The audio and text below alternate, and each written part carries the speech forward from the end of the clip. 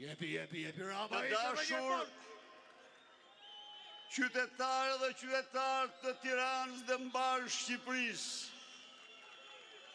demokrate e demokratë, opozitarë dhe opozitare, shqiptarë dhe shqiptare, kudo që ndodhin sonte, për shëndetjet më të përzemërta. Për ju, misionare dhe misionarë të pamposhtur të Shqipërisë, Shqipërisë së shpresës, Shqipërisë së fitores. Të dashur miq, zhvillimet e ditëve të fundit bëjnë që ne të mblidhemi sot në të shesh në këtë bulevard në kushte ndërma alarmantet. Ndoshta jemi mbledhur në kryengritjen tonë paqësore në momentin më kritik të Shqipërisë në 35 vitet e fundit. Ndaj dhe më duhet të nis këtë fjalë me një shprehje që sot tingëllon më aktuale, më rëndësishme se kur. Ata që harrojnë të shkuarën janë të dënuar ta përsërisin atë. Miqtë e mi, Shqipëria është një vend i bekur. Ne jemi të bekur më së pari sepse kemi njëri tjetrin.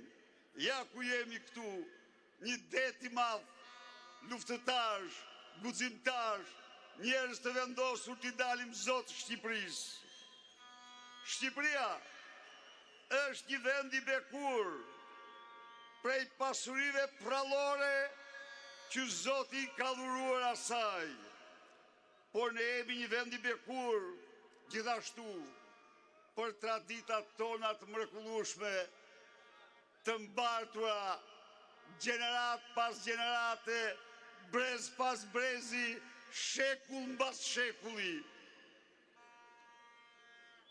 Mirë po, nëse Shqipëria është e bekur me popullin e saj, me pasuritë e saj, me traditat e saj, nuk mund të mohohet se ne kemi qenë apo kemi përjetuar shekull pas shekull mallkime. Në një farë mënyre ne kemi përjetuar dhe provuar armiq të egër, të pamëshirë ndaj nesh, armiq që pa dyshim i kanë sjellë dëme më serioze kombit tonë.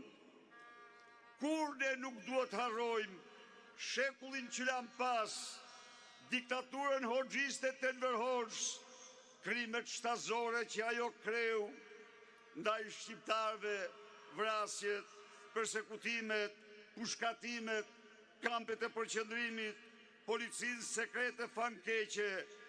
S'duhet harrojmë kurrë izolimin më të thellë që përjetuam, shkputjen e plotë të Shqipërisë nga trungu i familjes së vendeve të qytetëruara që i përkishte izolimin e saj nga Europa dhe bota demokratike.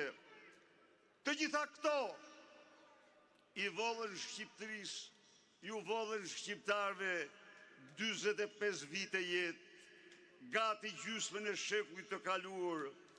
Asnjë nuk ka dyshime, ndonse sot ka përpjekje për riabilitimin e atij regjimi nga bijt bastard të saj, se Enver Hoxha ka qenë një armik i egër, ashtu siç e quajti Europa, ishte Hitleri shqiptar i pas luftës së dytë botërore.